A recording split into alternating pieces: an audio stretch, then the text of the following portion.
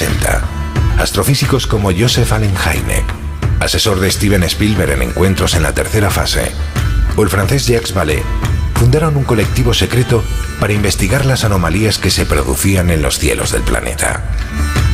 La conclusión a la que llegaron es que la ciencia, en muchos casos, no podía explicar lo que estaba sucediendo. Aquel colectivo fue conocido como el Colegio Invisible.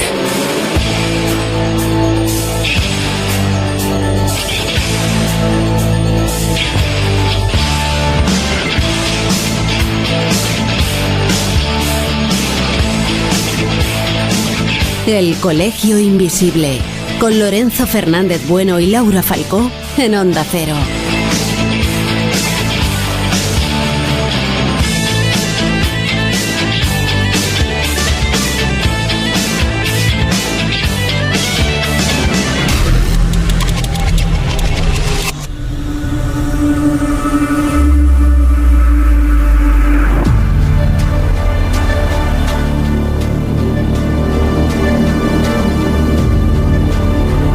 Los viajes en el tiempo, al igual que la teleportación, son campos de estudio en los que lleva años trabajando la física teórica, apoyada en la física cuántica.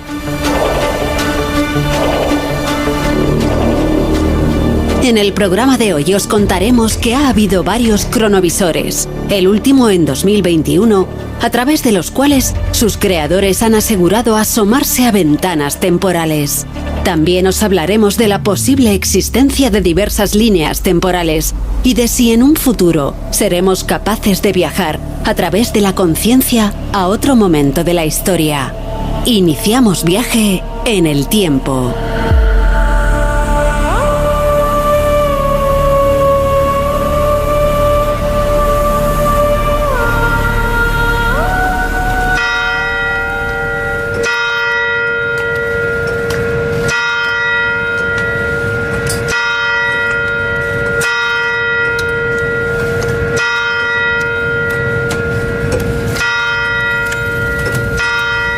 Muy buenas noches. Nos hemos venido a un sitio al que habitualmente, por lo menos un par de veces al año, solemos venir, porque nos encanta. Es posiblemente la ciudad más mágica, increíble, heterodoxa históricamente hablando. Bueno, es de esos lugares que paseas por la noche y te da la sensación de que en cualquier esquina te va a salir un espía. Laura Falcó, qué bonita es Praga, ¿verdad? Pues sí, la verdad es que yo tuve la suerte de visitarla justo muy poquito después de la caída del muro de Berlín. Toma ya. Y todavía vendían cosas del ejército ruso en las calles, la gente. No sabían hablar idiomas. Te ibas a un restaurante y las cartas eran... el intento de traducción de las cartas era de chiste. O sea, porque traducían todo menos lo que tocaba traducir. O sea, claro, era una época muy, muy curiosa. Fíjate, me comentaba hace unos años uno de los reporteros corresponsales más valientes que hemos tenido y que tenemos en España, Juan José Revenga, que él cuando cae el muro de Berlín le pilla precisamente en Moscú. Y claro, el cambio del comunismo al capitalismo es que es radical, es de un día a otro. Y lo primero que se abre, aparte de un concesionario de Rolls Royce, es un Burger King. Y dice que era increíble la cola que había el día en que se inaugura para comprarse una hamburguesa. O sea que había unas ansias locas por tener una libertad que hasta ese momento no habían tenido, y fíjate lo que representaba la libertad, ni más ni menos que una hamburguesa de comida basura. A ver, Josep Guijarro, pero vamos a ver, Josep, no te asomes por ahí, que la gente está sacando fotos. Se me van a confundir con uno de estos muñecos, ¿no? Sí, alguno con barba, y fíjate, ese es el que representa a un judío, ¿no? Sí, ese se parece más a Papá Pitufo. Sí, porque hay que decir que no estamos en el exterior. Aquí está la plaza muy cerquita la plaza de Venceslao, y esta es la plaza mayor, donde hay una iglesia maravillosa que tiene una pinta de castillo draculeano que alucinas, pero estamos dentro de un reloj. Y yo te tengo que decir que no había estado nunca dentro de un reloj. No me digas. Esto me parece maravilloso. Bueno, esto es una pasada. Es una pasada. Bueno, es que posiblemente sea, no sé si el segundo o el primer reloj más icónico de Europa. A lo mejor hasta del mundo, fíjate lo que te digo, porque no sé ahí si estaría primero el Big Ben de Londres o realmente el reloj astronómico de Praga. Es desde luego el más bello, con muchísima diferencia, ¿verdad? Y seguramente de los más fotografiados del mundo. Sin duda ninguna, por eso te digo que no te asomes por esa ventanita, porque hay mucha gente esperando a que este cacharro se ponga en marcha y bueno, es pues igual, empiece... siempre habrán escépticos que como Ortega digan que es una pareidolia cuando estoy moviéndome y soy yo. O quién sabe, Jesús, quizás digan, mira, un fantasma dentro del reloj. También puede ser, ¿no? ¿Cómo se llamaba el judío, el Rabbi Lowe, el judío creador del Golem? Del Golem, no, del Golem. Yehuda Ben Lowe, que precisamente está enterrado en el cementerio judío de esta maravillosa ciudad. Bueno, pues eso, que hemos pensado, qué mejor lugar para hablar de el tiempo y el paso del tiempo y todo lo que tiene que ver con esta cuestión que nos afecta absolutamente a todos, que dentro de un reloj tan carismático y tan conocido como este. Bueno, y ya que estamos con el asunto del tiempo y de los viajes en el tiempo, hay que ver, Laura, cuando se habla de esta cuestión, hay un concepto que siempre surge y que ya lo dijimos hace unas semanas, ¿no? En la edición del martes, que teníamos que explicar qué es esto. Yo lanzo la pregunta a los tres porque se habla siempre de lo cuántico y realmente muy poquita gente sabe lo que es lo cuántico. Utilizamos ese concepto sin tener muy claro qué es. Y sin embargo, ¿cuánto se aplica, por ejemplo, al tema de los posibles viajes en el tiempo, ¿no?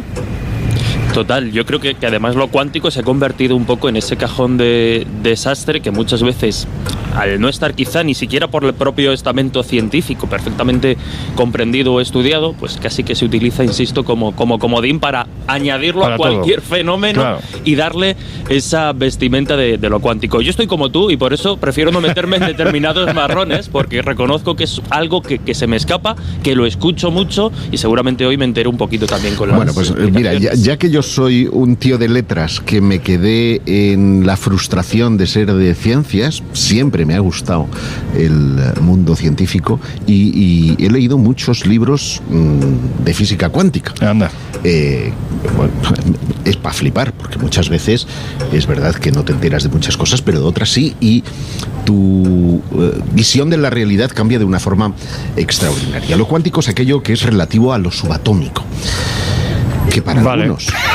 Sí, hombre, yo creo que todos entendemos lo que es el átomo. Yo creo que es más fácil decir que es la rama de la física que estudia la naturaleza de las escalas espaciales pequeñas y de los sistemas atómicos. Esa es la definición, tal cual. Esa es la definición, pero yo creo que todo el mundo entiende lo que es un átomo. Sí. Y un átomo está formado por protones, neutrones y electrones. Hasta ahí llegamos todos, bien, ¿no? Bien. Bueno, pues por debajo de esos electrones, protones y neutrones hay partículas todavía más pequeñas, sí, a las que llamamos quantum y quarks, y aún hay todavía más y más pequeñas. ¿Y cómo se llaman las más y más pequeñas? Pues desde los neutrinos hasta, yo qué sé, hay un montón de nomenclaturas para dividir eso que fundamentalmente está en la raíz de la naturaleza de la materia y que tiene unas propiedades que desafían nuestra lógica. Y una de ellas es la de el viaje temporal, porque hay fotones, que son partículas de luz, de lo que se compone la luz, que no solo esas partículas en teoría debieran de viajar a 300.000 kilómetros por segundo, que no es un número exacto, son 299.000, ¿vale? No solo viajan a esa velocidad de la luz, sino que a veces son capaces de llegar después de lo esperado o antes de lo esperado, como si los límites temporales en realidad fueran rotos. Y eso nos hace reflexionar. ¿Es el tiempo una percepción subjetiva del ser humano? ¿O realmente hay un tiempo universal? Y si hay un tiempo universal, ¿podemos saltar a través del tiempo hacia adelante o hacia atrás?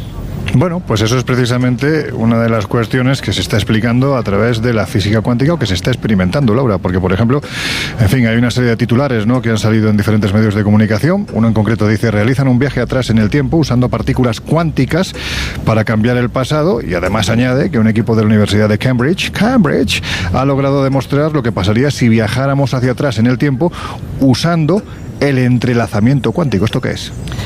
Pues mira, es un experimento que para entenderlo, primero voy a explicarlo con las palabras técnicas, pero luego lo voy a explicar de manera muy mundana para que la gente lo pueda entender, ¿vale? Hay una serie de partículas cuánticas que se correlacionan entre ellas de tal manera que lo que le pasa a una le pasa a la otra. Imagínate que tú tienes 2 dados y tiras uno y otro a no sé cuántos kilómetros y tú sabes perfectamente que si en el dado que tú tienes sale un 1, en el otro va a ser un 1 seguro. ¿Han utilizado esas partículas para qué? Para ver qué ocurre si, pongamos el supuesto, yo te voy a enviar un regalo, yo no sé lo que tú quieres, el regalo te va a llegar en 3 días y resulta que cuando ya te lo he enviado el segundo día averiguo qué es lo que quieres. Sería ideal poder retroceder y poder cambiar el envío, ¿no? Pues lo que hacen que es intentar hacer eso con las partículas, es decir, enviar una y con la otra intentar producir un cambio. Como la otra es correlativa, se supone que va a hacer ese cambio a la vez y por tanto se podría producir ese cambio que en la realidad no podrías realizar. No es exactamente un viaje en un tiempo, pero sí nos ayuda a entender qué ocurriría o cómo pasaría ese posible cambio de alguna decisión que has tomado si la pudieras realizar más tarde que la acción inicial, ¿vale? Entonces, ¿qué ocurre? Que es muy curioso, cuando hacen eso y cambian lo que se supone que va a hacer la partícula 1 que han enviado a donde sea, se dan cuenta que solamente en un 25% de las ocasiones consiguen que eso sea efectivo y que funcione. Hay un 75% de los casos donde ese cambio no se produce. O sea, como si también el viaje en el tiempo no fuera 100% seguro el resultado final, cosa que es muy curioso. O sea, no es un viaje en el tiempo al uso, pero sí que esa especie de significación nos ayudaría a ver qué puede pasar en un supuesto viaje en el tiempo. Este es uno de los experimentos, yo creo, que más parecido puede ser a lo que hay viajes, a lo que sería un viaje en el tiempo. Hay más. Si te parece, te cuento otros 2 que también tienen mucha relación con esto y a partir de ahí yo creo que podemos abrir un gran debate sobre el tema. Mira, otro tiene que ver con lo que decía Josep, con los fotones precisamente. ¿Qué hicieron? Dispararon fotones a través de una nube de átomos de rubidio extremadamente fríos. Esto dicho así, yo no entiendo nada, supongo que vosotros tampoco. No. Pero bueno, es tan fácil como decir que lo que han hecho es disparar pues esos fotones, que no dejan de ser luz, a través de una especie de nebulosa, por llamarlo de alguna forma, para que el común de los mortales lo podamos entender, y curiosamente cuando esos fotones pasan a través de esa nebulosa salen antes que entran. ¿Cómo es posible? Eso sería tiempo cero, que se llama. Es decir, no sería solo un supuesto viaje en el tiempo, sino que salen antes de que entran. Es decir, que producen un efecto negativo en el tiempo, ¿vale? Esto no es exactamente un viaje en el tiempo, pero sí que es un descubrimiento que puede apuntar a medio plazo o a largo plazo a nuevos descubrimientos que pueden llevar a ese viaje en el tiempo. Porque, de hecho, lo que es el tiempo cero no se conoce, es algo que hay que estudiarlo, y esto tiene unas consecuencias cuánticas, la física brutal, que puede dar lugar a desarrollo de 1000 cosas que ahora desconocemos. Cuando te pones a trabajar con el tema del tiempo y con la cuántica, es verdad que nuestra realidad, la forma en que nosotros entendemos la realidad cambia absolutamente y los paradigmas son muy distintos, ¿no?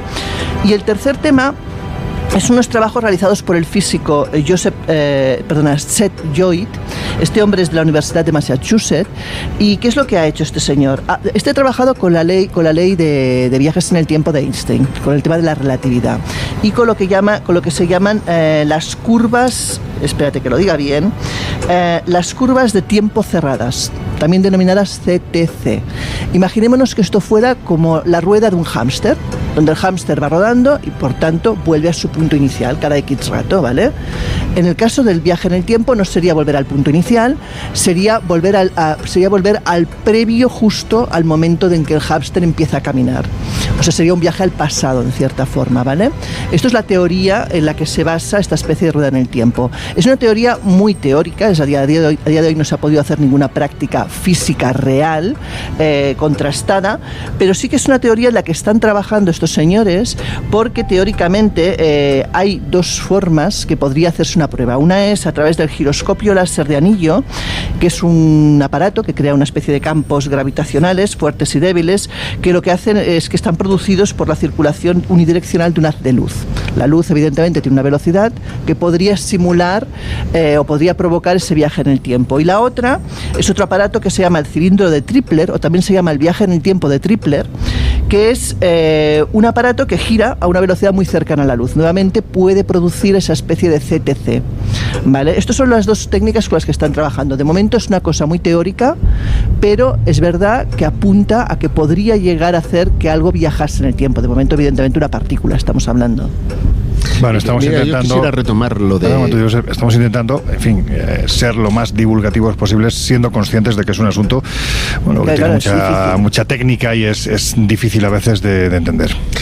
Yo quería seguir precisamente el argumento con el que terminaba Laura, que es el experimento de Frank Tipler, que él sugiere que esos cilindros existen en la naturaleza y en definitiva son los púlsares. Si fuéramos capaces de poder aprovechar la energía de uno de esos púlsares, literalmente estaríamos viajando en el tiempo, porque, retomando de nuevo el segundo argumento que daba Laura, que era el de esa rueda de hámster, sí, es lo que planteaba precisamente un científico con el que tuve oportunidad de hablar y de conocer y de trabajar, como es el profesor Gali Macedo de la Universidad de Oporto en Portugal, que él decía que los viajes en el tiempo son matemáticamente posibles, precisamente porque girando hacia en el sentido opuesto a las agujas del reloj en esa rueda de hámster, ¿no?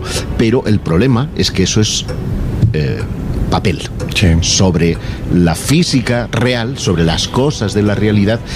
Es complicado porque existen limitaciones técnicas. Es decir, tú matemáticamente puedes decir, si estableces una regla de 3 que digas, si para hacer un edificio una persona tarda un año, 200.000 personas lo tardarían en hacer en 2 minutos, ¿no? Porque necesitas que los materiales fraguen, claro, que hay una serie de limitaciones, de condicionantes, técnicas, ¿no? De condicionantes que imposibilitan llevar del papel a la física real este asunto de las... Pero al final se puede acabar llevando, fíjate, en un momento determinado hace años, bueno, hace siglos, mejor dicho, se decía que Mozart había llegado a componer partituras que eran imposibles de tocar porque no existían todavía instrumentos para ello, ¿no? Y sin embargo, con el tiempo, pues se ha acabado haciendo, con lo cual, bueno, pues esto me imagino que llegará el momento en el que esa física teórica bueno, como siempre, ¿no? Se acabará convirtiendo en una física práctica.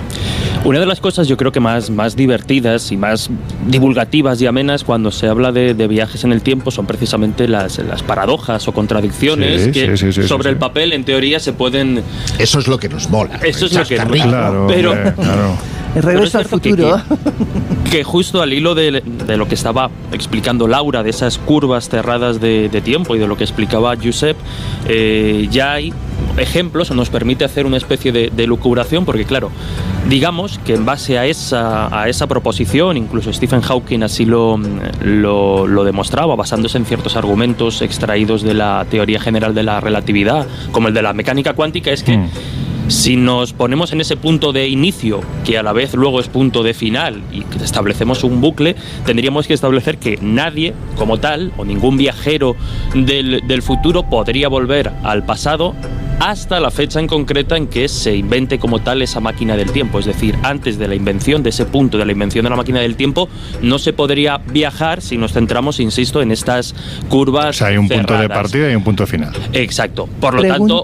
Pregunta, Jesús, porque claro, yo entiendo eso para volver al punto de partida, pero es decir, no me parece que sea infactible que tú puedas viajar en el tiempo a la prehistoria. Otra cosa es que puedas volver porque ahí no existe la máquina. Hay quien dice que ante esta... Perdón un momento, Jesús. Josep, que no te asomes a la ventanita, hombre, que estás despistando a la gente y además... Vale. Claro, es que al final nos van a echar la bronca porque nos han dejado estar aquí, pues bueno, pues porque nos han dejado. Pero claro, la gente va a querer subir también. Venga, estate quieto, anda. ¿Y por qué te asomas? ¿Para qué? Para mover las agujas. Cambia la hora. Que es un viaje en el tiempo. Está retrasando, ¿no? Ay, perdona, Jesús. No. Lo que comentaba Laura de que esta, entre comillas, ¿no?, imposibilidad de viajar al pasado a un punto anterior al de la invención de la máquina del tiempo, hay quien trata de resolverlo pues dándole vueltas y echándole imaginación, porque muchas de estas propuestas vienen precisamente de lo que podríamos casi identificar como ciencia ficción. Habla de que quizá ese viaje sea posible siempre y cuando se utilice, entre comillas, una máquina del tiempo natural, que es un poco lo que comentaba Josep, que podría ser un agujero negro, un agujero de gusano, es decir, no hay un desarrollo tecnológico, sino que ya el propio universo o las propias leyes del universo nos permiten esa posibilidad de viajar, o que alguien hubiera desarrollado anteriormente a ese punto una máquina del tiempo en secreto, o incluso a lo mejor, quién sabe, una civilización súper avanzada que ya hubiera desarrollado los viajes en el tiempo cuando nosotros como especie todavía estábamos pues, en pañales. Pero es lo que te digo, o sea, yo creo que si tuviéramos una máquina del tiempo, el problema no estaría en irte a la prehistoria, el problema estaría, como bien dices, en volver, porque entonces ahí no existe la máquina y cómo vuelves, pero ir debería ser factible. Fíjate que estáis hablando de máquinas y en realidad podríamos estar... Claro. O sea, hay un medio, ¿no? una cantidad de casuística, vamos a llamarlo así, que conjuga dos aspectos que no sé hasta qué punto se pueden relacionar o no, que son el viaje en el tiempo y la teleportación. Porque no hay teleportación sin viaje en el tiempo. Es verdad que te mueves de un punto a otro en el espacio, pero estás desafiando esto que llamamos espacio-tiempo. Y para ello hay un libro que a mí me parece...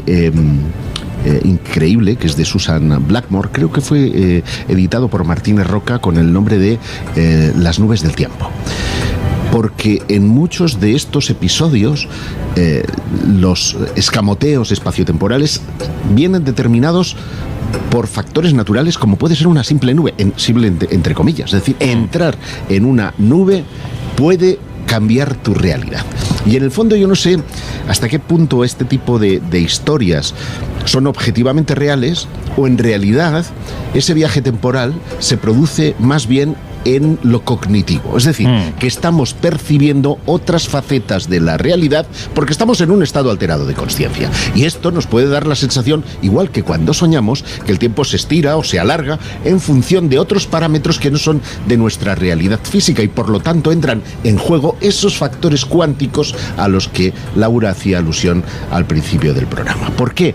Porque el mundo onírico no entiende reglas, estamos funcionando con información y por lo tanto, tanto el entrelazamiento cuántico como otras percepciones son reales en el mundo onírico. Bueno, esto que estás diciendo me parece muy interesante porque, por ejemplo, serviría para explicar muchas cuestiones vinculadas, por ejemplo, en ocasiones al fenómeno ovni o a fenómenos paranormales, ¿no? Donde hay testigos que aseguran que un trayecto que duraba cierto tiempo, correcto, resulta que lo han hecho en un tiempo mucho más reducido. Estaríamos hablando no de una teleportación, sino de una percepción puramente sensorial. Exactamente.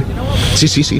Venga, Jesús, apláudeme. ¿Qué te ha pasado? Josep, ¿qué te ha pasado? A ver, cuéntame. Es el tiempo, es el reloj. Es el reloj. ¿Me permitís una pregunta a los tres? Sí, si pudierais viajar al pasado, ¿a dónde viajaríais?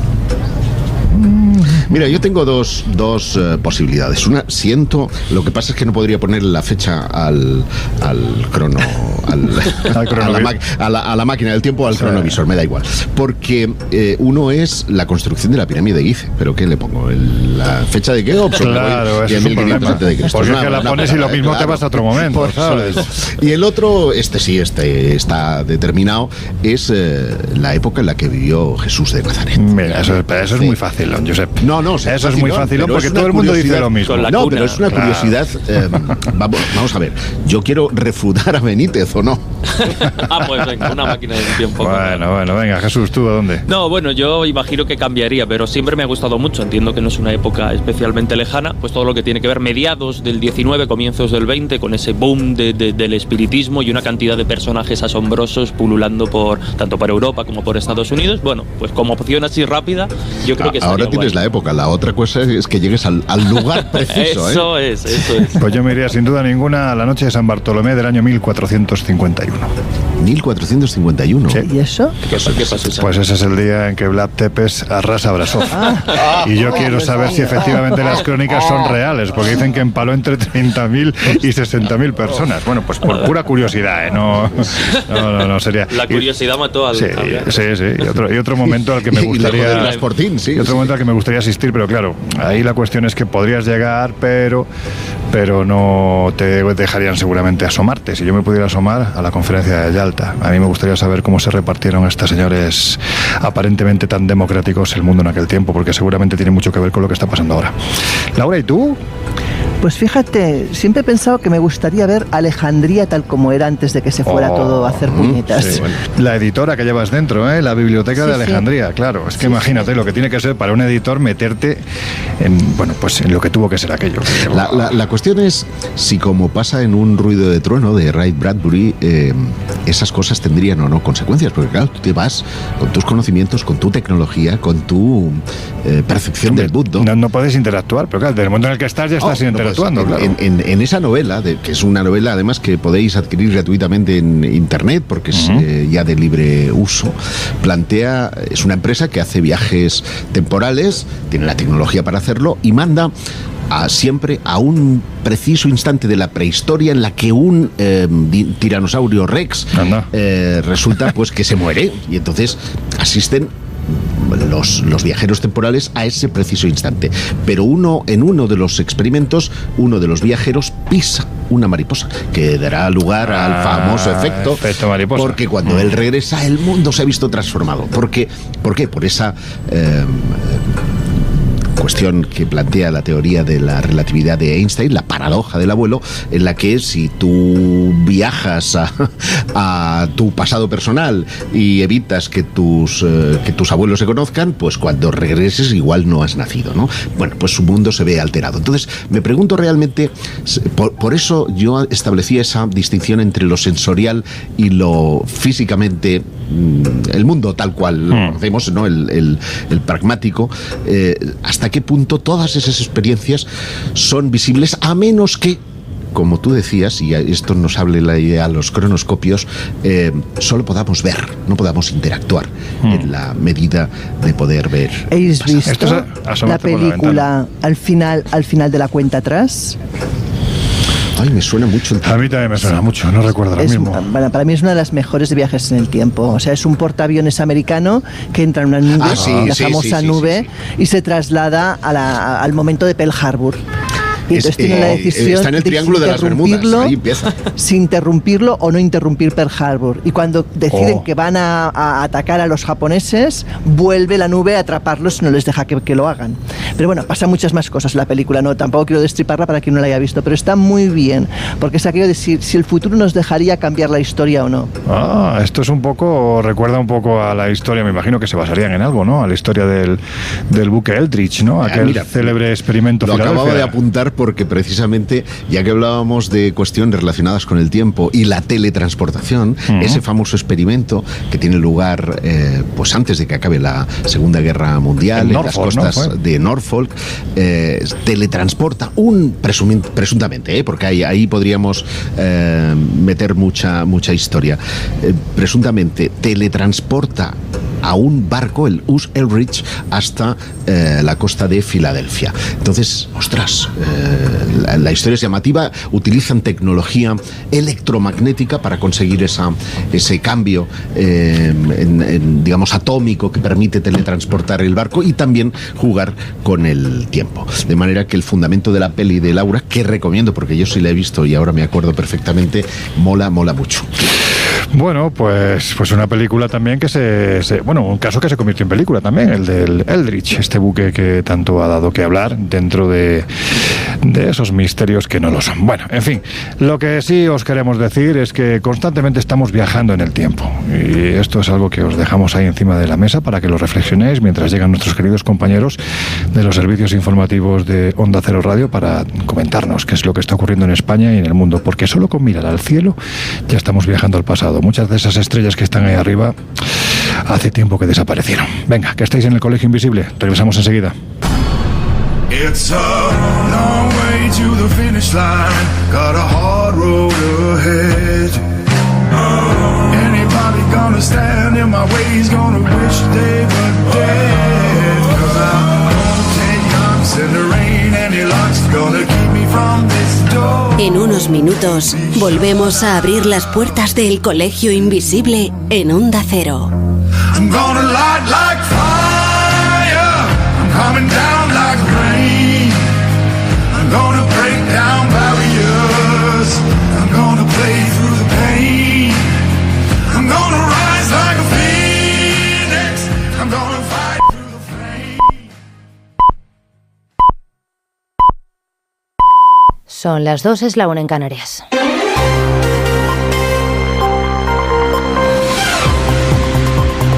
Noticias en Onda Cero.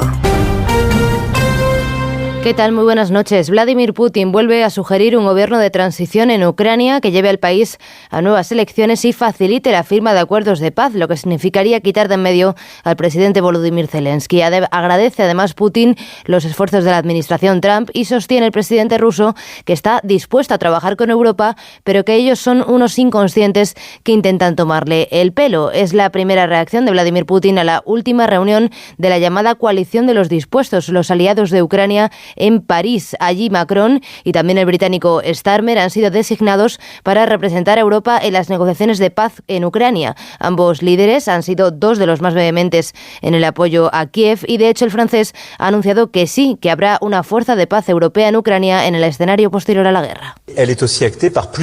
Hay varios Estados miembros que ya han manifestado su deseo de unirse y aunque de momento no hay unanimidad respecto a esa fuerza, la misión ha sido confiada a los dos jefes de Estado Mayor de los ejércitos británico y francés. Se desplazarán hasta allí, formarán un equipo que trabajará con los ucranianos y serán ellos quienes nos digan exactamente qué necesitan.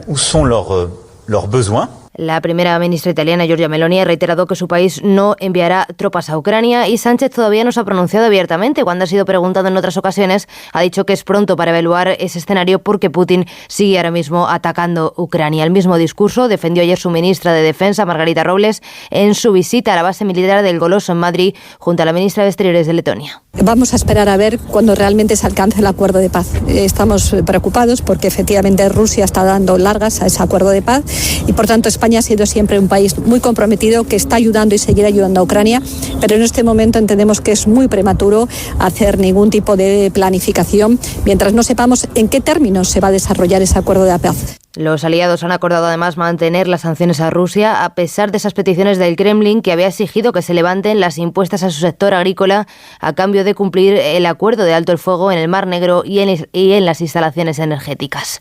Sobre el otro gran tema, el rearme, el Gobierno de España ha desmentido en un comunicado las declaraciones del secretario general de la OTAN, Mark Rutte, que en un coloquio afirmó que España llegaría ya este mismo verano al objetivo de inversión del 2% del PIB en defensa. Moncloa dice lamentar que Rutte se haya pronunciado con tanta ligereza sobre un asunto nacional y que a lo único que se comprometió Sánchez es que llegaremos a ese objetivo lo antes posible. Lo hará de momento el Gobierno sin presupuestos. Moncloa afirma que siguen negociando con los partidos para poder sacarlos adelante, pero descartan que haya problema alguno en prorrogarlos. El ministro de Transportes, Óscar Puente, esta noche en Conspiranoiques en La Sexta, decía que se puede gobernar perfectamente sin cuentas públicas. Yo desde principios del año pasado, cuando se empezó a hablar del tema de presupuestos, he dicho siempre lo mismo.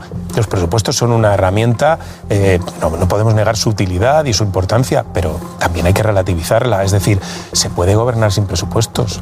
Nosotros tenemos un presupuesto prorrogado del año 2023 y mi ministerio el año pasado ha ejecutado inversiones por importe de 10.000 millones de euros.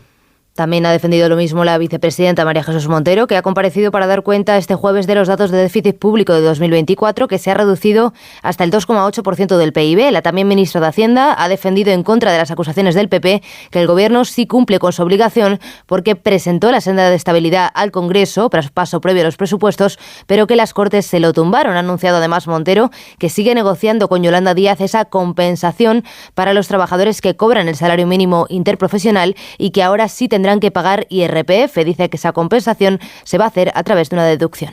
Efectivamente, nosotros lo que estamos planteando es una deducción que tiene un impacto mucho más bajo que el que tendría una exención de esas rentas salariales, que estaba en torno a 1.500, 2.000 millones. Son más de 200 millones de euros, pero me van a permitir que el detalle lo veamos cuando tengamos redactado finalmente la propuesta técnica. Pero son algo más de 200 millones de euros.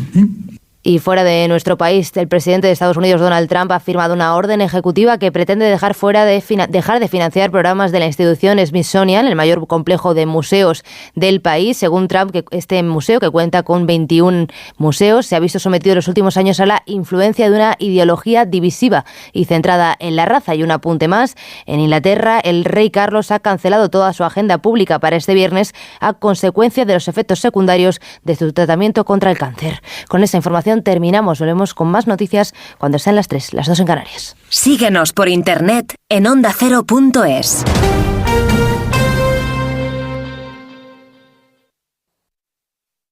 Es la 1 de la mañana. Te acabas de terminar el último capítulo del libro que te ha tenido enganchado noche tras noche. Y te preguntas, ¿y ahora qué? Si hay expertos en llenar vacíos culturales, estos son Rubén Amón, Sergio del Molino, Rosa Belmonte, Guillermo Altares e Isabel Vázquez. Bienvenido al mayor club de lectura, cine, series y música. La Cultureta Gran Reserva. Cada viernes a la 1:30 de la madrugada. Y siempre que quieras en la web y en la app. Onda Cero, tu radio.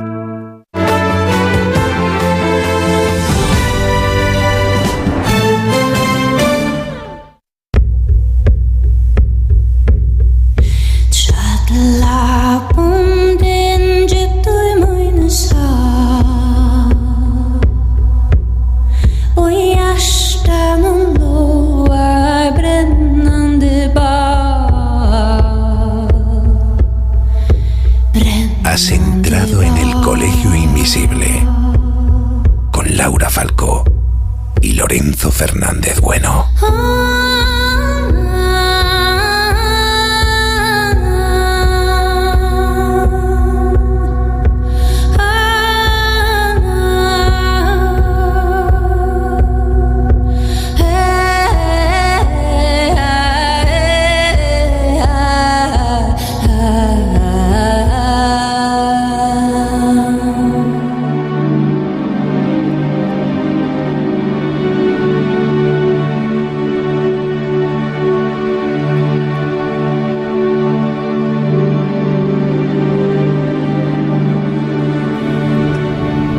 Bueno, que ya estamos de vuelta. Si te acabas de incorporar al Colegio Invisible de hoy, que sepas que te estamos hablando del tiempo.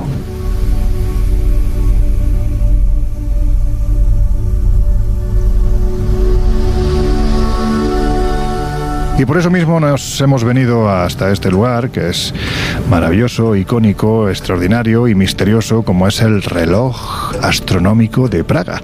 Más concretamente estamos en sus tripas y evitando que, Josep, por favor, no te vuelvas a asomar. No estoy estoy viendo el engranaje este que Joder, qué pesado estás hoy, mucho, Pero creo que te flipa, no toques eso.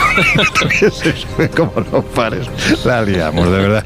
Dale la mano, Jesús. Es que luego me la da. No, muy bien, así me gusta. Es que es como un niño pequeño, Laura. Es que, de verdad, este hombre... No, como lo dejes, acaba montándose a caballito encima de una de las figuras. ¿Ya pues, hombre, son grandes, pero nada, Josep es mucho más grande.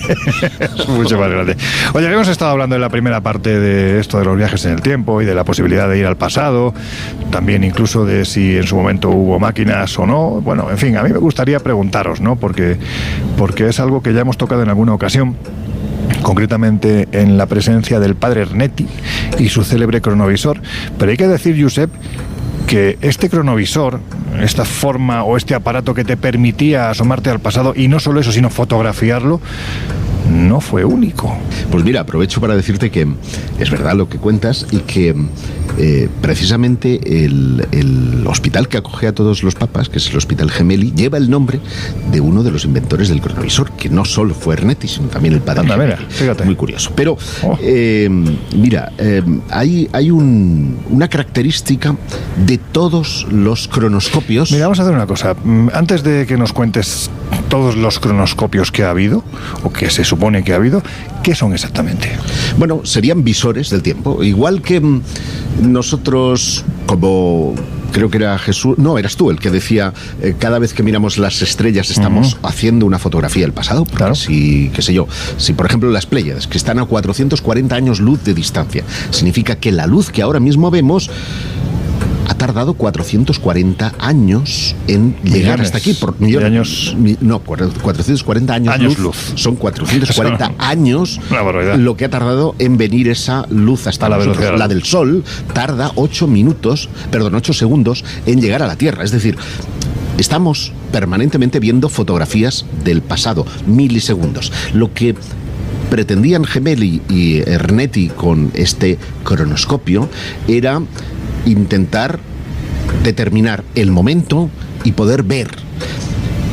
Pero ni fueron los primeros ni fueron los primeros ni fueron los únicos. Y lo que es asombroso es que todos utilizaran el mismo medio para intentar escudriñar el pasado.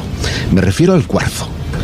Y esto a mí me da mucho que pensar, porque todos tenemos esa imagen evocadora de la pitonisa, de nuestra querida y amada Paloma Navarrete, con su bola de cristal, decimos, pero en realidad las bolas eran de cuarzo.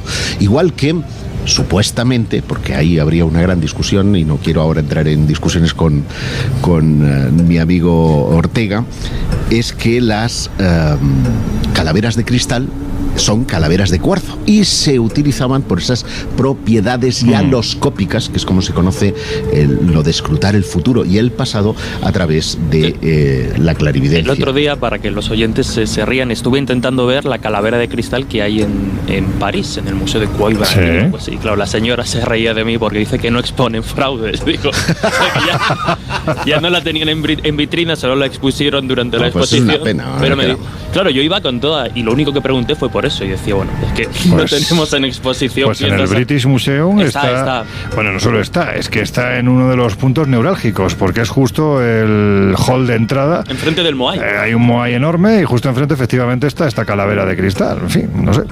Criterios.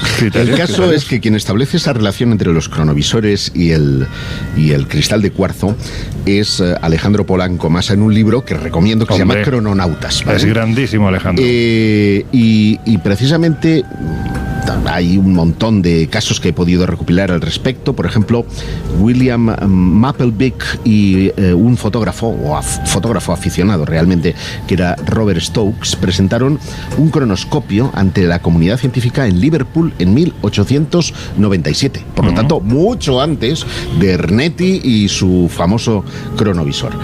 Este diseño, dicen, era capaz de fotografiar sucesos del pasado, y su tecnología estaba basada en la alineación de lentes de cuarzo que desviaban la luz entre dos espejos de una cámara fotográfica, lo que le permitía poder hacer o atrapar las imágenes. Este bucle infinito se lograba entre los dos espejos y sería o crearía una especie de efecto túnel del tiempo que permitiría rescatar los sucesos del pasado. Bueno, el caso es que hacen una demostración en la casa de fotografía Esme Collins en Rodney Street en Liverpool. Proyectan imágenes del pasado en una placa fotográfica de forma aleatoria, sin ningún tipo de control, y los inventores pues mostraron diapositivas con una especie de linterna mágica de hombres de las cavernas, de soldados romanos estacionados en Chester, de una mujer isabelina en las calles de Liverpool. Bueno, les abuchearon, les dijeron de todo, fraude, charlatanes, iros a tomar por pip. Aquello nunca fue tomado como algo real. Nunca sabremos si fue real o no. También el gran científico Charles Steinmetz supuestamente desarrolló una cámara... Hombre, huele un poco no, estamos, porque no sé, huele un poco a fraude, ¿no? Es que además, a ver, estás hablando de una época en la que, bueno, había mucho estafador, sí, con mucha picardía. O sea, no están haciendo, no son las hermanas Fox en un teatro. Son dos inventores frente a la comunidad científica. Yo, si quiero hacer negocio, quiero hacer un fraude, pues intento engatusar al más tonto, no al más listo de la clase. Te recuerdo que el fantasma de Katy King o el ectoplasma de Katy King se paseaba delante de científicos como Sir William Crookes, y en fin, y todo era para convencer a la ciencia, en fin. El moco parlante. No voy a entrar ahí porque abres un melón que se va más allá de los viajes en el tiempo. Pues si pero podríamos escrutar, sugiero desde aquí hacer un programa sobre los fenómenos parapsicológicos en general, no solo espiritistas, de finales del siglo XIX, que me parecen maravillosos. Recomiendo un libro además de Brian English que escruta de una forma pormenorizada y muy racional, casi rozando lo escéptico, y sin embargo llega a la conclusión, por ejemplo, que el caso de David Douglas Home que me parece increíble y maravilloso. Era un medium que además levitaba. Por eso, había aportes, etcétera, que me parecían maravillosos. Permíteme simplemente, para que nuestros oyentes seguramente todos lo saben, pero bueno, habrá quien no sepa que ese fantasma de Katy Kim pues fue una de las fotografías más icónicas, especialmente de quienes ya tenemos cierta edad, porque aparecían en todas las enciclopedias y de los que tienen alma de viejo joven, como Jesús Ortega, ¿no? Y era una cosa bastante peculiar, porque era un ectoplasma que había salido de una medium y que se había conformado pues como si fuera una especie de señora, además muy bien definida, y delante de esa señora que se paseaba por un cuarto, bastante fantasmal, hay que decirlo, pues eso era un moquete, porque es que le había salido de la nariz. Se salía por los orificios. Claro. Siempre me he preguntado si de todos, pero... De todos. Porque a mí me salen de vez en cuando por las mañanas. Sí, ectoplasmas también. Joder, yo sé. Es que, en fin. Bueno, el caso es que ahí había una serie de científicos mirando a Katy Kim bastante sorprendidos, y era más que evidente, solo hay que ver la fotografía para darse cuenta que, en fin, deja mucho que desear. El mejor Heart Attack. Tienes que ver muchas de las fotos, no solamente la de Katy Kim, que se conservan y son, creo que son de acceso público gratuito en la Society for Psychical Research, que son brutales, es que me parecen historia de la parapsicología. Sí, pero porque había muchas ganas de creer, y a veces la creencia exagerada llevaba a que hubiera picaresca, y las hadas de Cottingham, por ejemplo, es un ejemplo de ello. O sea que... Pero fíjate, esto, cómo cambia nuestro ojo cuando la tecnología avanza. O sea, te pongo el ejemplo de la Guerra de las Galaxias. Tú te miras los efectos de la Guerra de las Galaxias y ahora te partes el pecho de risa. Sin embargo, a mí me la colaron. O sea, hay cosas que dices, guau, ¿cómo han hecho esto? Claro. Pues era otra esto época. Nos pasará ahora con los CGIs, la inteligencia artificial, que nos cuesta diferenciar, y dentro de unos años vamos a decir, ¿pero cómo se colaba esto? Bueno, pues lo mismo ocurría en el siglo XIX, cuando aparecían todas estas fotografías, y en el fondo ahora las ves como muñecos, y lo digo con toda la intención. Me lo voy a apuntar porque me ha encantado esto de los fenómenos paranormales del siglo XIX, porque es un tema... Es un temazo. Y sobre todo es un asunto. Y además a Laura le va a encantar. Yo me voy a liar contigo, Laura, porque sé que estos dos se van a poner en contra de los fenómenos. Todos van a ser terribles. Bueno, pero es que da pie para ello, aunque sí es cierto que hay algún que otro caso que, bueno, pues da que pensar, pero en líneas generales, aquí esto de que el ladrón tiene mejor tecnología que el poli, pues se cumple a rajatabla. O sea que, claro, en fin, que estamos con el tema de los cronovisores. Vamos con los cronoscopios, porque os decía que el gran científico Charles Steinmetz supuestamente desarrolló también una cámara del tiempo que podía fotografiar el pasado basándose en un secreto técnico que reveló el inglés Spalding utilizando lentes de cuarzo. Bueno, esto me retrotrae al famoso misterio, como os decía, de las calaveras de cuarzo, ¿no? ¿Tendría el cuarzo algún tipo o capacidad de retener información? Bueno, pues fíjate que en la tecnología aeroespacial, en la espectrografía y en las comunicaciones, en la fibra óptica, en la fabricación de microchips y en muchos diseños de óptica, el cuarzo es un papel brutal, como también lo es en las tecnologías de comunicación, en semiconductores, la analítica, así como en la industria química y biomédica. ¿Por qué? Porque es un material piezoeléctrico, porque tiene un comportamiento resonante, porque es termoluminiscente y es capaz de convertir la energía eléctrica en ondas. Por lo tanto, esas capacidades hacen que del cuarzo algo muy, muy especial que facilita, no sé si la comunicación con el tiempo, pero desde luego el transmitir la información. Bueno, pues ahí queda eso. ¿Recordáis? Hace no mucho tiempo estuvimos en un viaje que nos fuimos al desierto, recorriendo el desierto blanco de Egipto, que llegamos a una montaña que era toda de cuarzo. Toda de cuarzo. Qué pasada de sitio. Pues mira, es el sitio ideal para viajar en el tiempo. Sí, pues oye, yo no digo nada, pero allí la tenían como una montaña súper especial, donde incluso hablando con los habitantes de la zona, que al final son beduinos, ¿no? Son los hombres del desierto, pues te decían que era como un sitio muy especial, muy sagrado, donde incluso hubo uno de los viajeros que preguntó, era muy fanático del asunto de los ovnis, dijo, ¿aquí se ven luces en los cielos? Dice, sí, justo ahí encima de la montaña. Bueno, pues oye, vete tú a saber, ¿no? Si estamos hablando de lugares de poder auténticos. ¿Querías comentar, Jesús? Sí, porque al hilo de estos cronoscopios, que me parece un tema súper interesante... hay muchos más, Hay muchísimos más, claro. Yo, de hecho, ya que hemos mencionado el British, mencionar también que ahí, si están en exposición, que suelen estar en permanente, también tenemos los espejos de obsidiana utilizados por John Dee, que los utilizaba precisamente para comunicarse con los ángeles y ver el futuro en una especie de viaje en el tiempo, y espejos que además ya eran utilizados en Mesoamérica por los aztecas, por ejemplo, como un artefacto profético. Como dice Josep, nos encontramos a lo largo de la historia cantidad de objetos para ver el pasado, para ver el futuro o para jugar en ambas direcciones del tiempo. Entra con nosotros en el Colegio Invisible, martes y jueves de 1:30 a 3 de la madrugada, en Onda Cero.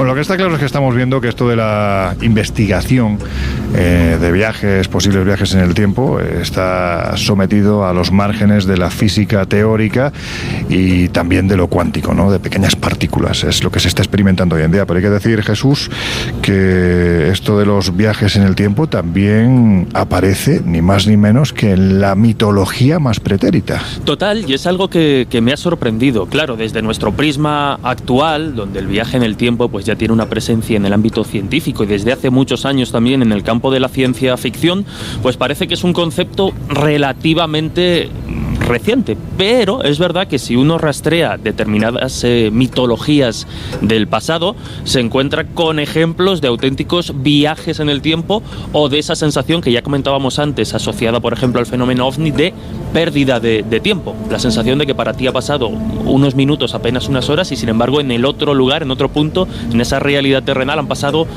horas, semanas e incluso años. Y quizá uno de los ejemplos más flagrantes a este respecto lo encontramos en el en el hinduismo, ¿no? En la mitología de India, la mitología antigua, donde determinados textos sagrados ya hacen, por ejemplo, referencia a conceptos de tiempo enormes, como pueden ser las yugas, que serían esas eras cósmicas, y en uno de sus libros sagrados fundamentales, que sería el Mahabharata y el Bhagavata, pues aparece la historia del rey Kakudmi. Este rey tenía una hija bellísima llamada Revati, a la que quería encontrar esposo, y no le era fácil porque se había desarrollado la chiquilla muy por encima, digamos, de su edad, y entre el respeto, entre la belleza y demás, no conseguía encontrar un marido para su hija. Así que, como no encontraba ningún pretendiente, lo que hizo fue viajar con su hija al reino de Brahma, que no es ni más ni menos que el dios creador del universo en la mitología hindú, y este rey viaja, insisto, para pedirle consejo. Curiosamente, Brahma, en ese momento en el que ellos llegan a su reino, estaba, en una especie de concierto, estaba escuchando música celestial, había muchos músicos, es verdad, había muchos músicos tocando a su alrededor, y lo que tienen que hacer tanto el rey Kakudmi como su hija es esperar a que termine ese concierto para poder entablar una conversación con la deidad. Para lo que ellos esperan un poco, pues unos cuantos minutos, apenas unas horas, acaba ese concierto, acaba ese espectáculo musical, y es entonces cuando Brahma atiende tanto al rey como a la hija, y les dice de forma impactante que mientras ellos esperaban, lo que para ellos han sido apenas unos minutos, unas horas en ese reino de Brahma, en la tierra han pasado ni más ni menos que miles de años. Anda. Tu reino, tu gente y todos los hombres que conocías han desaparecido.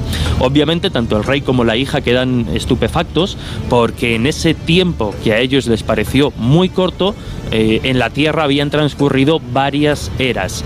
De hecho, al final la hija es casada con el hermano de Krishna, y ya, pues esta deidad también un poco que pertenecía al plano humano, pertenecía a una generación completamente diferente. Nos encontramos aquí, ¿no?, en esta interpretación, ese concepto de dilatación temporal que nos llevaría un poco a esa teoría de la relatividad que antes comentábamos, ¿no? Que el tiempo fluye de manera diferente en diferentes lugares del universo. En este reino de Brahma, pues pasaba a la velocidad de la luz. Algo parecido encontramos precisamente en Japón, en un relato de la mitología japonesa que tiene que ver con un protagonista que es Urashima Taro, que es el pescador, así ha sido bautizado. Te ha salido bien, como el pescador que viajó al futuro, porque también encontramos eso en muchas historias de la mitología japonesa, ese concepto de tiempo flexible que puede avanzar de forma o atrasarse de forma diferente en función de los reinos. Pues bien, este personaje, el Urashima Taro, era un pescador bondadoso que un día pues salvó a una tortuga de ser maltratada por unos niños, y en agradecimiento la tortuga le concede un privilegio enorme, que es llevarlo a un reino bajo las aguas del que ella procede y donde se encuentra el Palacio del Dragón en el fondo del mar, y allí en ese Palacio del Dragón, en ese reino bajo las aguas, vive la princesa Otohime. Urashima pasó unos días en ese palacio disfrutando de banquetes, de bailes, pero bueno, cuando ya considera que debe volver a tierra firme, que debe volver a su hogar, pues se va, pero cuando regresa a su pueblo todo había cambiado. La gente no lo reconocía, su casa no estaba y nadie recordaba su nombre. Desesperado, abre un regalo que le han dado en ese reino submarino, una caja misteriosa que le entregó la princesa antes de subir a la superficie, y al abrir esa caja él de repente envejece rápidamente y muere, porque todo ese tiempo que había pasado en la superficie, que bajo las aguas habían sido unos días, digamos que estaba, ¿no?, oculto o estaba guardado en la caja. En el momento que la abre, ese tiempo pasa de golpe y él fallece. Fíjate que esa es la teoría de Everett y los multiversos aplicada a un cuento. O sea, es una teoría científica actual que plantea que bajo determinadas condiciones puedes abrir universos paralelos, multiuniversos, en el que están coexistiendo distintos yoes en cada uno de esos universos, y que cuando se establece esa especie de conexión o puente, agujero de gusano, reconectas y, por lo tanto, envejeces de golpe, ¿no? Total. Para que luego digan que la mitología no vale para nada, fíjate, a veces es que a mí es el comienzo de teorías interesantes. Me llamó mucho la atención por eso, porque normalmente hemos hablado aquí de la anacronotepe. Eso lo dice Laura muy bien. Venga, dilo tú, Laura. Anacronotepe, o algo así. Bueno, no sé. Ha dicho crana, crono. Eso le daba bien. Básicamente pues es... Sí, anacronotepe. Sí, fijaros que estaba viendo yo una cosa ahora que me ha parecido muy interesante y que puede abrir otro melón, que es que hay un investigador, Lorenzo Gavassino, nada más y nada menos, que basándose en el teorema de Wigner, Lorenzo Gavassino, que basándose, es un vecino tuyo, sí, basándose en el teorema de Wigner, dice una cosa, dice lo siguiente, y me parece interesantísimo. Dice que claro, que si hablamos del tema de las curvas temporales que hemos hablado antes, ¿qué ocurriría? Que realmente lo que viaje en esa curva temporal debe volver a su estado original. ¿Qué implica eso? Que las consecuencias serían que todo lo que tú has visto y experimentado durante ese viaje en el tiempo se borra, porque automáticamente vuelves a tu estado original, es decir, desaparece cualquier cosa que hayas experimentado, con lo cual imagínate qué putada, o sea, tú viajas en el tiempo para tener una experiencia. Laura, ¿y no es eso lo que pasa en la reencarnación? Sí, también, en cierta manera sí, podría ser visto así también. Lo digo por establecer conexiones. Lo que me ha parecido curiosísimo. Bueno, también es un poco el día de la marmota, ¿no? Es decir, efectivamente. Sí. O sea, vuelves otra vez al punto de inicio, solo falta la marmota Phil por ahí, ¿no? Dando... Qué buena peli. Creo que han hecho un remake ahora, ¿no? ¿Puede ser? Es posible, pero es que es increíble. O sea, bueno, en fin, es que ya no hay ideas. Claro, o sea, la historia de una marmota, o sea, y además una marmota bien alimentada. Es decir, que esa marmota también estaba en la primera fila de las hamburgueserías, en fin. Estabas hablando de Urashima Taro, y la sensación que da atendiendo a este mito es que sería lo más parecido a un viajero del tiempo. Y ya que estamos hablando de posibles viajeros del tiempo, Josep, hay que decir que en agosto del año 2021 hubo un señor, el general Glenn Van Herk, que convocó a los periodistas, ni más ni menos que en el edificio militar más importante del mundo, que es el Pentágono, para contarles algo que iba a ocurrir. Sí, es que esto a mí me flipó. No estamos hablando aquí ya ni de cuentos, ni de teorías. No, esto es realidad. El Pentágono dispone... No era un profeta, ¿no? No, Glenn Van Her, que es el comandante en jefe del NORAD, que es el Comando de Defensa Aeroespacial Norteamericana. Bueno, un tipo importante. Me parece muy poco dado a soñar, ¿no? A pesar de que será famoso por no quitar hierro al asunto fue en 2023 lo de los globos, ¿no? La crisis de los globos. De los chinos, ¿no? Sí, que él dijo que no podía descartar que fuera extraterrestre. Este fue. También fue el mismo. Pero bueno, esto es anterior. El Pentágono dispone de tecnología capaz de ver el futuro. Y no es una bola de cristal, no es un equipo de psíquicos como la propia CIA y el ejército puso en marcha en los años 40 y 50, sino de una tecnología pura y dura que utiliza inteligencia artificial. Y es que ya lo dice el refrán, ¿no? La información es poder, pero hay que procesarla, y lo que ha hecho el NORAD, yo diría que de una forma sobresaliente, es un proyecto bajo el nombre de GIDE 3, G-I-D-E y un número 3. GIDE es el acrónimo de Global Information Dominance Experiments, experimentos de dominio de información global. Y en esa tercera edición, de ahí el 3, pudo predecir lo que iba a suceder varios días por adelantado. Y claro, lo que hizo fue convocar a los periodistas para detallar los pormenores del proyecto. No sé si con un propósito disuasorio, porque pienso yo que cuando un ejército tan poderoso como el de Estados Unidos dispone de un arma, entre comillas, tan elemental y tan fascinante como esta, es decir, si yo he visto una reunión que ha tenido Putin con sus generales, puedo prever que va a suceder algo en relación a lo militar, ¿no? Este sería un poco el argumento.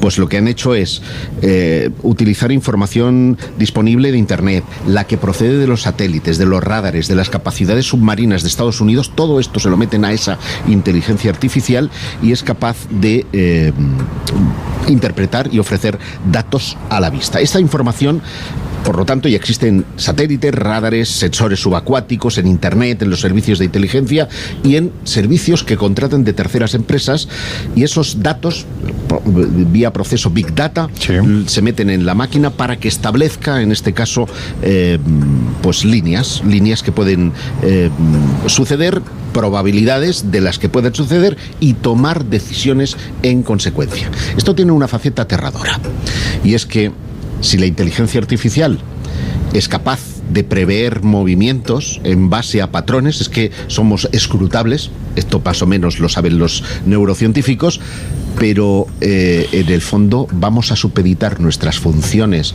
futuras ahora en lo militar, pero seguramente esto cuando aterrice al mundo real, a nivel de jueces, de políticos, de tomas de decisión, de contratación en empresas, etcétera, etcétera, va a ser la máquina quien nos escrute. Y eso nos va a quitar una cantidad de libertad que en el fondo vamos a otorgarle. Yo creo que ya se está haciendo, ¿eh? Sí, en buena parte, claro, buena parte.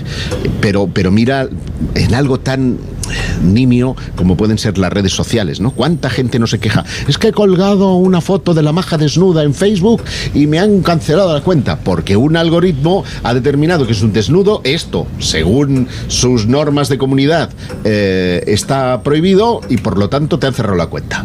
Ojo, esto lo decide la máquina y tú te has quedado sin cuenta. No, y te digo, cuando dices que somos escrutables, es que a veces lo somos, o la mayoría de las veces, diría, lo somos sin ser conscientes de ello. Yo lo único que remito a nuestros oyentes es a que estén atentos, a que en casa hay oídos que no sabemos que están, y hablamos de un aparatito, Alexa, tele, no iba a decir el nombre, pero mira, digo Alexa, como puede ser también la de Amazon, ¿no? Es Alexa es Amazon, la de Google, Siri, y Siri también Siri es Apple. Microsoft tiene también el Copilot, al que a propósito, mira, le he preguntado a Copilot. Es que te lo digo para que hagáis un experimento que es muy clarificador. Si estás hablando de comprar un coche, vas a ver cómo de repente en tu teléfono móvil van a empezar a aparecer mensajes de coche a lo bestia. ¿Y esto qué ha pasado aquí? Y esto es muy curioso, y hizo un debate extraordinario hace, pues seguramente un par de años atrás, porque el responsable de Google admitió que se estaban utilizando los micrófonos de los teléfonos móviles, los aparatos inteligentes de casa e incluso algunos aparatos de televisor inteligentes para mejorar la experiencia del usuario. No van a decir espiar, para mejorar la experiencia del usuario. Yo siempre pongo el mismo ejemplo, y es algo que ya hemos comentado en alguna ocasión en el Colegio Invisible, pero hace un par de años, ahora más o menos, acompañado de un amigo que trabaja en delitos informáticos de la Policía Nacional. Me hizo una demostración que yo me quedé alucinado, porque me demostró que a través... ¿Te activó la cámara? Me demostró que a través de mi teléfono se podía oír lo que estábamos hablando con el teléfono apagado. Eso sí, la batería evidentemente no estaba descargada, pero el teléfono estaba apagado. En fin, pues te da que pensar hasta qué punto estamos al 100% vigilados. Y lo peor es que muchas veces, yo entiendo que es lo más cómodo, ponemos en bandeja de plata ese digamos, que nos espíen, porque aceptamos una cantidad inmensa de políticas y de tal, sin leerlas, donde, aunque de forma eufemística o no, viene precisamente reflejado todo eso que entregamos por usar gratis, entre comillas, determinados servicios. Por eso ahora se está trabajando, por ejemplo, en el tema de las contraseñas que desaparezcan. No sé si sabéis, ya que estamos en la cuántica, esa propiedad de los ordenadores cuánticos, de esos saltos temporales, hacen que todas las contraseñas sean vulnerables. Noticia de hace un par de semanas. Bitcoin, que tiene un hash, es decir, una larguísima ristra de números, letras y símbolos para cifrar su código y que lo hace inviolable, pues tardó 8 segundos un ordenador cuántico en ir a la porra con esas historias. De manera que el hackeo, como este tipo de ordenadores lleguen al público, el hackeo masivo es brutal. De ahí que ahora todos los bancos estén empezando a implementar los sistemas biométricos, que va a ser lo único intransferible, a menos que te partan la cara, que en ese caso no vas a poder entrar ni tú ni el hacker. Bueno, y además con lo inocentes que somos los seres humanos para poner contraseñas, porque es que, vamos, yo recuerdo, 2, 3, 4. Bueno, recuerdo un amigo que tenía password, o sea, la contraseña era password. Dices, hombre, no sé, échale un poco más de imaginación. Laura, ¿querías comentar? Bueno, no, quería, siguiendo con el tema de hoy, con el tema de los viajes en el tiempo, quería haceros otra pregunta de aquellas, que yo creo que todos nos hemos planteado alguna vez. Si pudierais viajar en el tiempo, ¿qué suceso o personal o mundial intentaríais cambiar? Pues yo creo que ninguno.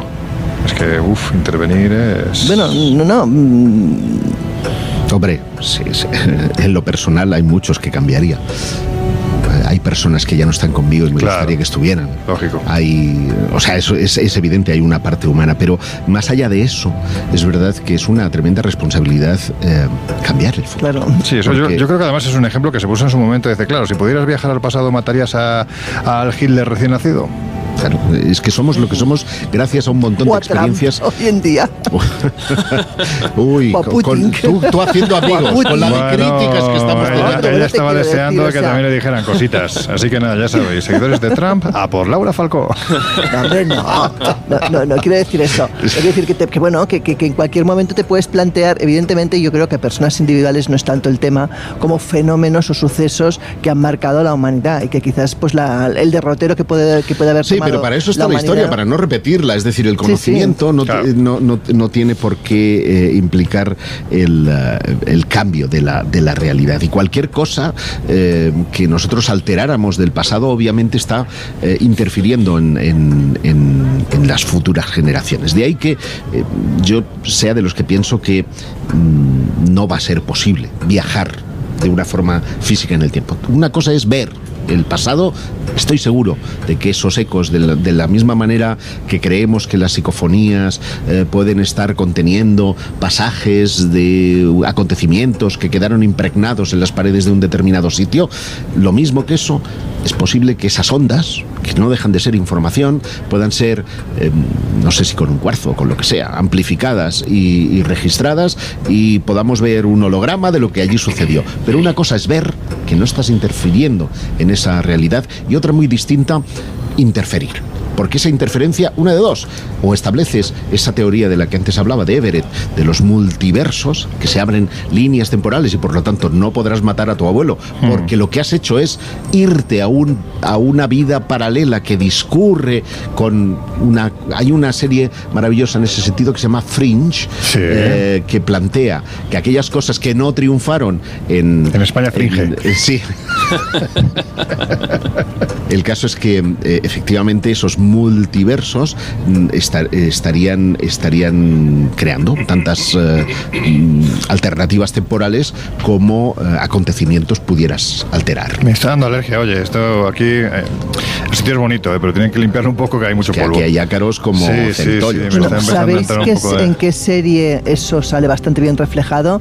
En The Umbrella Academy. Ah, sí, no sé muy buena serie. Muy buena también, sí. Muy buena serie con hay muy un buena personaje que viaja en el tiempo, y lo que llegan a decir es que hay varias líneas temporales distintas donde los futuros son diferentes. Ojo, porque el cine siempre ha puesto muchas claves y primero ha ayudado, ¿no?, a modelar una idea de los viajes temporales, la línea. Hombre, el Regreso al futuro es un poco es un ejemplo muy bueno. Quería comentaros, porque no sé si esto es una bola o es una leyenda urbana o es real. Quiero recordar que en su momento me lo comentó un querido amigo de este programa, pero por si acaso es una bola no voy a decir quién es, porque me comentó que se había conseguido un jarrón de arcilla, creo recordar, de la época del siglo I en la Palestina. Parece ser que tenía unas rayaduras alrededor, como si se hubiera intentado hacer una figura de espiral, ¿no?, a lo largo de este jarrón, y se había hecho con una aguja. Entonces, pues, siguiendo un poco el principio del vinilo, lo que había quedado registrado a lo largo de esa rayadura por la propia aguja era el sonido. Es decir, cuando tú ponías sobre este lugar una aguja y empezabas a girarlo, lo que percibías era el sonido que había quedado encerrado en ese jarrón del tiempo en el que fue realizado. A mí esto me sonó a paranoia, pero me pareció tan bonito. Imagínate, porque sería haber creado un vinilo con el ambiente del siglo I después de Cristo. Yo no sé si esto es posible o no, pero sería lo más parecido a un viaje en el tiempo. Hay una historia maravillosa, me la has hecho recordar, de uno de mis libros de adolescencia de cabecera, que era la historia de un explorador, Carol Evans, que se va al Tíbet como esos aventureros decimonónicos en busca de abrir nuevas rutas, y da con una tribu, los Zopa o Dropa, que vienen a sugerir que son hijos de las estrellas, ¿no? Y después de enamorarse de una de las chicas de la tribu, de ganarse estoy haciendo un spoiler del libro porque creo que es importante, consigue entrar a un lugar, un poco me sugiere esa escena de Stargate, ¿no?, en el que la chica le lleva a donde están los grabados, y allí encuentra una suerte de discos de piedra, discos pétreos, que recuerdan a vinilos, porque tienen un surco que está modelando, y claro, él se plantea realmente, fotografía esos discos dan la vuelta al mundo, los sigue Peter Krasa, los sigue Eric von Däniken, los seguimos en un momento determinado, Sierra y yo, muchos años atrás. Al final tienen toda una interpretación mucho más digamos, más terrenal, prosaica, ¿no? Más prosaica, que yo no voy a destrozar, porque esto da para también otro programa de los grandes bulos, desde la crónica de Akakor, los dioses en el exilio, y tantos temas que nos han fascinado y que resultaron ser, o el famoso tercer ojo de Lost Van Rampa, o el Yo visité Ganímedes de Joseph Ibrahim. Hoy estás en plan biblioteca, soltando libros por la boca, madre mía, qué maravilla. 4 temas que me parecen maravillosos, que compusieron buena parte de las creencias de nuestra generación, ¿no? De los 60, 70, y que bueno, lamentablemente pues son falsas. Bueno, pues nos quedan apenas 6 minutos y no quiero dejar de preguntaros en este tiempo por un fenómeno que es muy habitual, que se produce constantemente día a día, que todos al 100% los seres humanos lo sufrimos, y en muchas ocasiones hay quien piensa que, oye, a ver si esto ha sido producto de otra vida, o es que realmente yo aquí he estado antes y no lo sabía. El déjà vu. El déjà vu. Oh, que no me gusta. El déjà vu. Sí. ¿Esto qué es? A ver. Bueno, pues básicamente yo creo que, aunque a lo mejor el palabra no suene a los oyentes, la sensación seguro, porque es esa extraña sensación de que algo que estamos experimentando en un momento determinado ya lo hemos vivido antes, aunque sabemos o somos conscientes que es la primera vez que ocurre, que no es normal que eso que estamos experimentando ya lo hayamos vivido antes. Esto ha sido, al igual que tantas ideas que hemos planteado hoy a lo largo del programa, motivo de películas y de relatos en la ciencia ficción, como una especie de viaje en el tiempo, al pasado en muchas ocasiones, pero es un fenómeno, insisto, bastante extraño, que formaría parte de las paramnesias, es decir, esos no fallos, pero sí sucesos asociados a la memoria y concretamente a las paramnesias del reconocimiento. Esa familiaridad, en definitiva, con respecto a lo que sucede en algún momento. Llevándolo al ámbito más de lo paranormal, incluso hay quienes lo han interpretado bajo el prisma de fenómenos como la premonición, la capacidad de ver algo que va a pasar o que pasó en ese sitio, o la reencarnación, es decir, que tú tengas la sensación de que algo o una situación que nunca habías vivido ya la has tenido antes, podría remitirte ni más ni menos que a otra vida pasada, ¿no? Es curioso que siempre se habla del déjà vu, que además es un fenómeno psicológico bastante común. Se habla que en personas sanas hasta un 90% de la población mundial lo podría experimentar al menos una vez en su vida, y que conforme vamos haciéndonos mayores, conforme vamos teniendo más edad, parece que el fenómeno se reduce a la hora de experimentarlo. Pero insisto, es uno de tantos, porque la palabra ha calado, pero nos encontramos, por ejemplo, que también tendríamos el déjà vu, que sería un déjà vu muy muy intenso, pero que las sensaciones, las emociones de ese momento que estamos entre comillas reviviendo son como mucho más intensas. Luego, por ejemplo, está el déjà senti, que sería percibir una emoción similar en relación a una situación aparentemente ya protagonizada, o muy asociado a lugares estaría se llama así, déjà visité, que es la sensación de haber estado antes en un lugar. De esa última, si queréis os explico una cosa que me pasó a mí con 18 años y que no tengo explicación, o sea, no entiendo, o sea, a día de hoy ni mis padres ni yo podemos explicar qué fue lo que pasó. Yo no había ido nunca a Sevilla, ¿vale? Es verdad que por parte de mi madre la familia es de allí, pero llegamos a Sevilla con mi padre y mi madre para una obra que tenía que hacer mi padre allí, y teníamos que ir al Hotel Alfonso XII. No teníamos nadie, ni idea. En aquella época GPS no existían, ¿vale? No, claro. Mi padre ahí con el mapa, abriendo el mapa, intentando averiguar cómo coño llegar al hotel. Y de pronto, es que lo vi clarísimo. Dije, no, yo sé dónde está. Mira, tiras esta calle para allá, esta para allá, y llegamos. Y me miraban mis padres diciendo, ¿cómo puñetas sabes dónde está el hotel? O sea, si no has estado nunca aquí. Yo no era capaz de explicar cómo lo sabía, pero lo sabía. Ahí también hay una cosa que a veces se habla sobre ese tema, que es la memoria genética. Claro. Que te dicen, por ejemplo, que por qué no puede ser que igual si tu familia ha sido toda la vida de ahí, aunque tú ya no hayas estado, genéticamente no puedas tener la capacidad de recuperar conocimientos. No lo sé, ¿eh? Pero no deja de ser cambia, la última opción que ha dicho. La digo yo, claro, como si fuera la cosa más normal del mundo. No. Pero bueno, en cualquier caso es la experiencia es lo que dice Jesús, la última que ha pronunciado Jesús. Bueno, él ya ha estado aquí. Ya visité. Pues dale, Jesús, que nos quedan 2 minutos. Pues rápidamente, a la hora de explicarlo desde el punto de vista psicológico, es verdad que no hay un consenso definitivo, pero sí, obviamente, que probablemente tenga que ver con fallos en la memoria, en el cerebro, fallos o sesgos, que fallos queda como muy bestia. Entonces, por ejemplo, hay quien dice pues que algunas partes del hipocampo y la corteza temporal se activan de manera incorrecta, creando la ilusión de recordar algo que en realidad es nuevo, es decir, que estamos viviendo en ese momento. Luego también se habla de fallos de procesamiento a nivel cerebral. Digamos que el cerebro, por resumirlo muy mucho, tiene como 2 vías de procesar la información, una rápida asociada al al subconsciente, y otra más lenta que estaría asociada a la experiencia consciente. Y si de repente en esa situación la vía rápida, el subconsciente, se activa antes que la lenta, es decir, la experiencia consciente, nos da la sensación de que algo que acabamos de procesar pero no hemos sido conscientes, empezamos como a procesarlo de forma consciente, y es ahí donde puede venir un poco ese retardo a la hora de procesarlo. Y luego estaríamos hablando de un concepto que sería el de hiperfamiliaridad, que tendría que ver con recuerdos vagos y a la vez experiencias similares, y es que, bueno, pues a veces un lugar o una situación actual se parece mucho a algo que hemos vivido antes, en otro momento de nuestra vida o en otro lugar, pero que no recordamos claramente.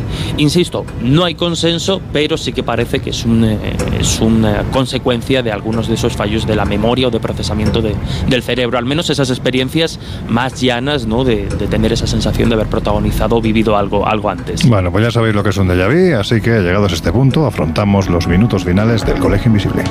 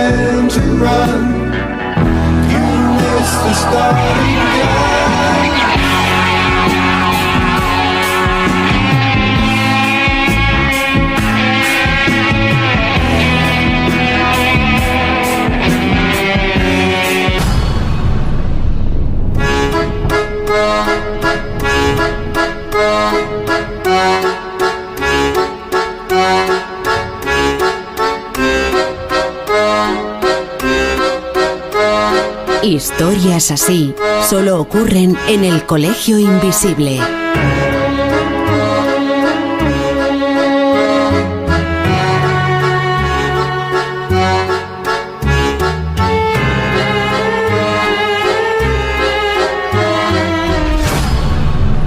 Sitting in the morning sun, I'll be sitting till the evening comes, watching the ships roll in, and I watch them roll away again. Y claro, llegados a este momento de conclusiones, la pregunta que os voy a formular es tan abierta que podéis contestar lo que os venga en gana. ¿El tiempo es relativo? El tiempo es relativo, lo dice la ciencia. A través de la teoría de la relatividad de Einstein, se estira y se contrae en función del observador.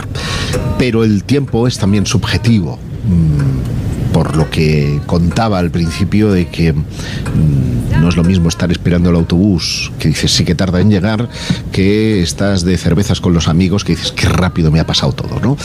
Esa subjetividad está por encima del tiempo universal, biológico, temporal del universo, que el ser humano ha medido en horas, minutos y segundos, pues seguramente. Pero discernir qué es una cosa y es la otra es lo que marca el antes y el después de la experiencia de viaje temporal, que es el que hoy hemos analizado. Y yo sí creo que tarde o temprano tendremos la tecnología necesaria para escudriñar ese pasado, porque el tiempo es real, el tiempo es relativo y el tiempo es subjetivo. Laura, ¿tú qué opinas? Pues mira, yo te diría que quizás lo más claro es lo que nos pasa a todos cuando somos jóvenes o cuando nos hacemos mayores. Cuando somos jóvenes tenemos la sensación de que el tiempo pasa muy lento. Estamos deseando llegar a los 18, estamos deseando acabar los estudios, estamos deseando, y nos parece que el tiempo va lentísimo. Y cuando pasas a cierta edad, al revés, te da la sensación que el tiempo vuela y que realmente no tiene nada que ver con la sensación que tenías cuando eras joven. Entonces, eso va por lo del tiempo subjetivo. Yo creo que sí, que la sensación de a veces del paso del tiempo puede ser subjetiva, como decía Josep, dependiendo de las situaciones, dependiendo de las circunstancias personales. Creo ciegamente, fíjate, es una cosa que siempre he pensado que es así, en la teoría de la relatividad de Einstein, en el sentido de que puedan convivir diferentes planos en un mismo espacio. De hecho, creo que eso incluso podría llegar a explicar los fantasmas o otros muchos fenómenos, que fueran simplemente no tanto fantasmas, sino otros planos de realidad que conviven en nuestro espacio sin que se toquen. Y bueno, dicho eso, sí que opino también como Josep que el futuro seguramente abrirá posibilidades que ahora no soñamos, no sé si de viajar en el tiempo, pero sí de experimentar sobre ello. Jesús.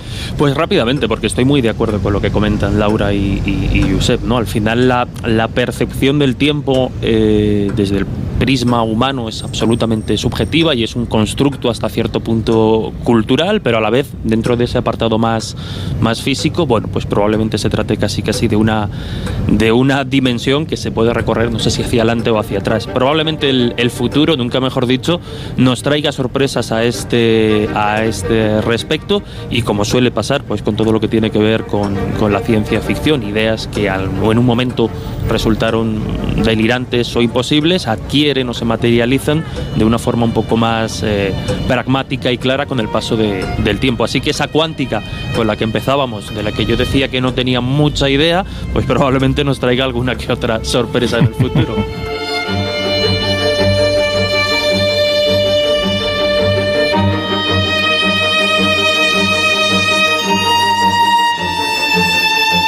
Bueno, pues ahora sí, llegamos ya a este momento en el que os recomendamos algunas cositas que podéis hacer en los próximos días hasta que vuelva el Colegio Invisible. Por ejemplo, leer las historias del año cero, que este mes viene bien cargadita de contenidos súper chulos. Pero hay que decir, Josep, mira, me voy a adelantar en el tiempo, que ya tenemos segundo viaje a Perú, porque si el primero no hemos podido no lo pudimos ni anunciar, porque duró menos que un caramelo en la puerta de un colegio. Bueno, ahora duraría más porque hay muchas leyendas urbanas, sí. Pero este te aseguro que duró menos de 12 horas y no pudimos ni anunciarlo. De manera que esto nos animó a hacer un segundo viaje, el mismo itinerario, los mismos aviones, lo único que cambia es la fecha, las fechas. En este caso, ustedes pueden acompañarnos en una aventura increíble por Perú y por Bolivia. Sí, nos vamos a acercar a Tiahuanaco. Son dos países, en el fondo, lo que vamos a visitar, sí, del 17 de agosto al 29 de agosto. Y también tenemos otro viaje mágico en ciernes. Perdona, antes de que continúes con ese viaje mágico, decir que para este segundo viaje ya solo quedan la mitad de plazas. Hay que decir que la gente tiene muchas ganas de viajar. Había una lista de espera importante del primero, y hay que decir que a fecha de hoy hay 10 plazas disponibles. Así que no me digas, qué barbaridad. Pues eso. Y tenemos otro viaje del que también quedan pocas plazas, también hay que decirlo, que es Göbekli Tepe y Karahan Tepe y Nemrut y Saliurfa, en fin, Mardin, porque hemos ampliado. Hemos ampliado no solamente el viaje en destinos, sino en días. Por lo tanto, tienen una oportunidad de conocer el kilómetro cero de la humanidad, los orígenes, la cuna. Qué sitio más alucinante. Qué alucinante. Yo todavía sigo soñando con él. Sí, yo reconozco que es uno de los viajes, si no de los últimos, desde luego, el que más me ha impactado, el que hicimos en el mes de octubre del año pasado, que fue un encuentro para todos. Por primera vez llegábamos tanto viajeros como nosotros mismos a este lugar y es que fue un impacto brutal. Es un sitio raro y muy especial. Y además, si siguen las noticias de espaciomisterio.com, verán que está transformándose muy rápidamente, porque las arboledas que rodeaban a Göbekli Tepe se están levantando. Ha habido un cambio en la ley para propiciar nuevas excavaciones. Fíjate. Y eso significa que van a salir nuevos acontecimientos. Ojalá que en mayo tengamos la misma suerte que tuvimos en octubre de ver a los arqueólogos directamente trabajar en esas excavaciones, que es desde luego una experiencia inolvidable. Del 25 de mayo al 2 de junio, Göbekli Tepe y Karahan Tepe a vuestra disposición en viajesprisma.com y espaciomisterio.com.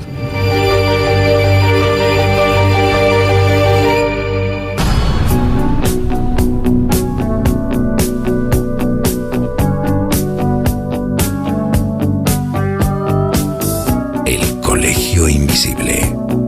Con Lorenzo Fernández Bueno y Laura Falcó. En Onda Cero. Don't think sorry's easily said.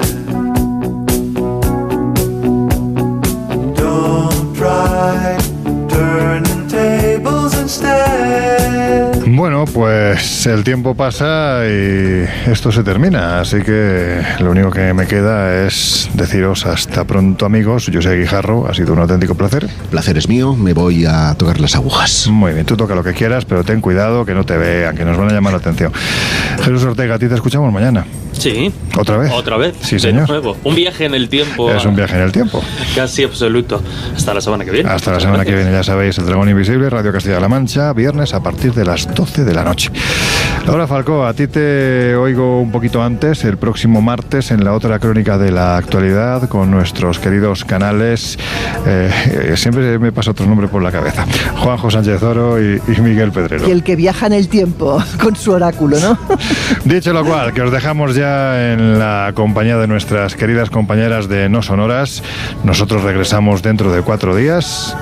Y antes de deciros que seáis felices, lo que sí me gustaría terminar el programa de hoy es deciros que el tiempo sea una dimensión, un constructo o una magnitud. Lo que hay que hacer es aprovecharlo. Venga, que seáis muy felices.